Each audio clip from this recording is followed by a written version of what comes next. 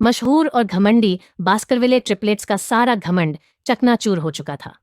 उन्हें बुरी तरह पीटा गया था, उनके मुंह बंद कर दिए गए थे और उन्हें लोहे की भारी जंजीरों से जकड़ दिया गया था। इसी बीच बीच गैंग का लीडर वकीर को गौर से देखता है। यह याद करने की कोशिश करता है कि उसने उसे पहले कहाँ देखा है, जबकि वकीर बस खामोशी से उसे घूरता रहता है। अचानक उसे याद आ जाता है। लीडर वकीर को एकेडमी के कोल्ड वेपन डिवीजन के उस बदनाम फर्स्ट ईयर स्टूडेंट के तौर पर पहचान लेता है, जिससे उसके पीछे जंजीरों में बंधे बुरी तरह घायल कैदियों में हलचल मच जाती है। वह कहता है कि चूंकि वे दोनों कथित तौर पर समाज के निचले तबके से आए थे, इसलिए वह उस स्टूडेंट से मिलने के लिए बेताब था जिसका नाम पूरे कैंपस में चर्चा का विषय बना हुआ था। जैसे ही लीडर वकीर का नाम जोर से लेता है, जंजीरों में बंधे कैदी तुरंत अपने मास्टर को पहचान लेते हैं और हैरानी से चौंक जाते हैं। वकीर शांति से पूछता है कि यह खुद को बॉस कहने वाला व्यक्ति कौन है और बीच पर असल में क्या हो रहा है। बॉस अपना परिचय डॉगमा के तौर पर देता है, जो कोल्ड वेपन डिवीजन का थर्ड ईयर का एक आम छात्र कॉमनर हेड कॉमनर है और इस अबीस गहरी खाई जैसी जगह के अंदर आम छात्रों के गुट का निर्विवाद लीडर है। डॉगमा लोहे की जंजीरों को जोर से खींचता है और दावा करता है कि वह उन्हें किसी बीमार या विकृत मजे के लिए नहीं, बल्कि उन्हें हकीकत का केडीडी सबक सिखाने के लिए जंजीरों में जकड़े हुए है। वह डींगे मारता है कि इस कानून विहीन नरक जैसी जगह पर ऊंचे और घमंडी रईसों के साथ कुत्तों और सुअरों से भी बुरा बर्ताव किया जाता है। उसे उम्मीद थी कि वकीर उसका साथ देगा क्योंकि वे दोनों आम छात्र हैं। डॉगमा गुस्से में थूकता है और बताता है कि एकेडमी में उसके जैसे आम छात्रों के साथ कैसा बर्ताव किया जाता था। उसे कोलोसियो एकेडमी में दाखिला पाने के लिए की गई कड़ी मेहनत और संघर्ष याद आता है, जिसका नतीजा यह हुआ कि वह घमंडी रईसों के लिए महज एक खिलौना बनकर रह गया। 3 लंबे सालों तक उसे अपमानित किया गया और कुत्ते की तरह जंजीर से बांधकर घसीटा गया और वह गुस्से और नफरत के आंसू बहाता रहा। हालांकि इस अबीस के अंदर सामाजिक रुतबे का कोई मतलब नहीं था और डॉगमा को एहसास हुआ कि हालात बदलने का यह उसके लिए सुनहरा मौका है।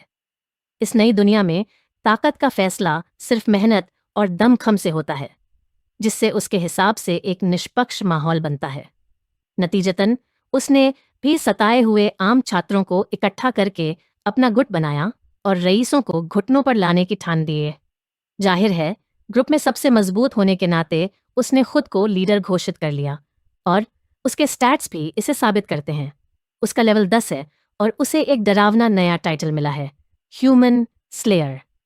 वाकिर चुपचाप उसका अंदाजा लगाता है और नोट करता है कि हालांकि एक स्टूडेंट के तौर पर डॉगमा के बेस स्टैट्स काफी अच्छे हैं, लेकिन ह्यूमन स्लेयर टाइटल एक बड़ा खतरा, रेड फ्लैग है। वाकिर की असली ताकत से अनजान डॉगमा अपनी बात जारी रखता है, यह मानकर कि वाकिर ऊपरी फ्लोर पर जिंदा रहने के संघर्ष को समझता है। यह सुनकर बंधे हुए बास्करविले ट्रिपलेट्स में से एक उस पाखंडी आम आदमी बॉस को गुस्से से घूरने लगता है। दुश्मनी का एहसास होते ही डॉगमा भड़क जाता है और पूछता है कि कैदी रईस अचानक इतनी हिम्मत कैसे दिखा रहा है। वह उस ट्रिपलेट के चेहरे पर जोरदार लात मारता है और नए आने वाले के सामने दिखावा करने की कोशिश करने पर उसका मजाक उड़ाता है। वह उस बेबस लड़के को पैरों से कुचलता रहता है और उसे याद दिलाता है कि कुछ ही सेकंड पहले वह जमीन पर रेंगते हुए रहम की भीख मांग रहा था। अपना ध्यान वापस वाकिर पर केंद्रित करते हुए डॉगमा उसे इन घमंडी रईसों पर अपनी सारी दबी हुई निराशा निकालने के लिए कहता है। वह घायल बास्करविले भाई की ओर इशारा करता है और एक अल्टीमेटम देता है, इस अहंकारी रईस को पीटो जो अभी भी अपने परिवार के गर्व से चिपका हुआ है। और डॉगमा मेहरबानी करके वाकिर को अपने आम लोगों के गुट में शामिल होने देगा। इस घटिया सौदे को मानने के बजाय वाकिर चुपचाप अपनी लाल माना ऊर्जा को इकट्ठा करता है और हरकत में आने के लिए तैयार हो जाता है।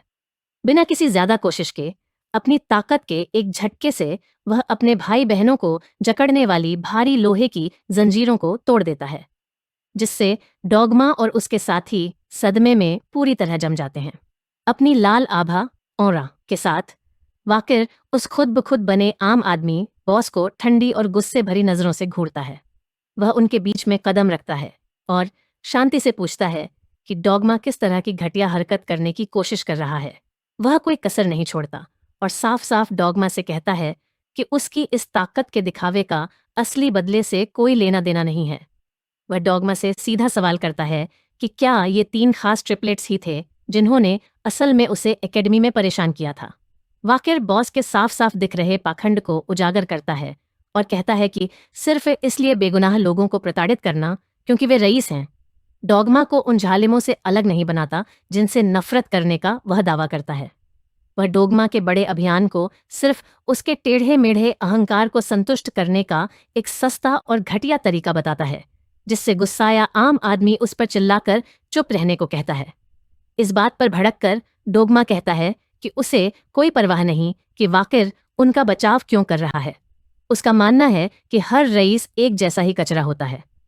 वह वाकिर को चेतावनी देता है कि उनका साथ देकर उसने आधिकारिक तौर पर गलत पक्ष चुना है, यह घोषित करते हुए कि अब वाकिर को भी आधिकारिक तौर पर कचरा माना जाए। डोगमा आग का एक विशाल घूमता हुआ गोला बनाता है और उसे सीधे वाकिर की ओर फेंकता है ताकि उसे पूरी तरह जरों में जलाकर राख कर सके। आग का वह विशाल गोला सीधे टकराता है और एक जबरदस्त आंखें चौंधिया देने वाला धमाका होता है, जिसमें वाकिर और तीनों जुड़वाओं बच्चे पूरी तरह घिर जाते हैं। डोगमा वह मुस्कुराता है, यह सोचकर कि वे राख हो जाएंगे, लेकिन उसकी जीत का मजा किरकिरा हो जाता है। जैसे ही लपटें शांत होती हैं, वाकिर बिना किसी घबराहट के खड़ा रहता है। उसने अपने भाइयों को बचाने के लिए पूरे हमले को आसानी से रोक दिया था। वाकिर हैरान आम आदमी की ओर देखता है और ठंडे लहजे में कहता है कि जो व्यक्ति जालिम राक्षसों से नफरत करने का दावा करता था, डॉगमा खुद वैसा ही बन गया है। आपक होकर डॉगमा वाकिर पर चिल्लाता है कि चुप हो जाओ और एक और बेताब हमले के लिए आगे बढ़ता है। लेकिन वाकिर किसी भूत की तरह हरकत करता है, आसानी से हमले से बचता है और डॉगमा को हैरान और खाली हाथ छोड़ देता है और मौके का फायदा उठाता है। वाकिर डॉगमा का सिर पकड़ता है और उसे जोरदार झटके के साथ एक विशाल पेड़ की जड़ पर दे मारता है। खुद को बॉस कहने वाला वह व्यक्ति तुरंत बेहोश हो जाता है और लाल पेड़ की जड़ के पास हार मानकर गिर जाता है। अपने अजेय लीडर को एक ही वार में हारते देख डरे हुए बीच गैंग के सदस्य तुरंत अपने हथियार फेंक देते हैं, क्योंकि उन्हें एहसास हो जाता है कि इस राक्षस के सामने उनका कोई चांस नहीं है। गुर्गे डर के मारे चिल्लाते हैं और अपने बॉस को वहीं छोड़कर जान बचाने के लिए भाग जाते हैं। अपने पकड़ने वालों से निपटने के बाद बास्करविले ट्रिपलेट्स तुरंत घुटनों के बल बैठ जाते हैं और गहरी राहत महसूस करते हैं कि उनका लॉर्ड जिंदा है। जब वाकिर पूछता है कि क्या वे ठीक हैं, तो भाई उत्साह के साथ उछलकर खड़े हो जाते हैं और कहते हैं कि उनकी बेरहम बास्करविले ट्रेनिंग की तुलना में ये मामूली चोटें कुछ भी नहीं हैं। सीधे मुद्दे पर आते हुए वाकिर जानना चाहता है कि ऊपरी मंजिलों पर ऐसी कौन सी मुसीबत आई थी कि उन जैसे हाई टियर योद्धा इतनी आसानी से पकड़े गए।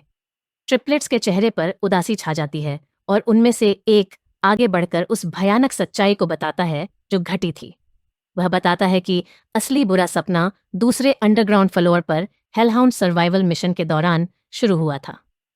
जब डरावने राक्षसी जानवर अचानक प्लाजा में आ गए तो ज्यादातर छात्र बुरी तरह घबरा गए और जान बचाने के लिए भाग गए। भले ही टॉवर के श्राप ने सभी को 100 गुना कमजोर कर दिया था, फिर भी कुलीन छात्र सबसे आगे आए और बाकी ग्रुप के लिए भागने का कीमती समय हासिल करने के लिए लड़ते रहे।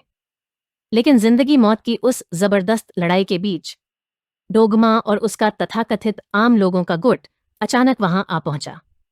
राक्षसों के खिलाफ लड़ाई में शामिल होने के बजाय उन कायरों ने बचाव कर रहे रईसों की पीठ में बेरहमी से छुरा घोंपा। अपने क्लासमेट्स की हत्या करके और उनकी मेहनत से कमाई गई सारी स्टैट कैंडीज चुराकर डोगमा के गुट ने जबरदस्ती सबसे ताकतवर होने का ओहदा हासिल कर लिया।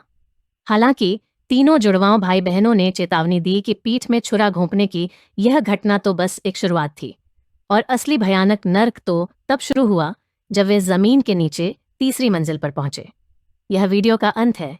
अगला भाग देखने के लिए हमारे चैनल को सब्सक्राइब करें।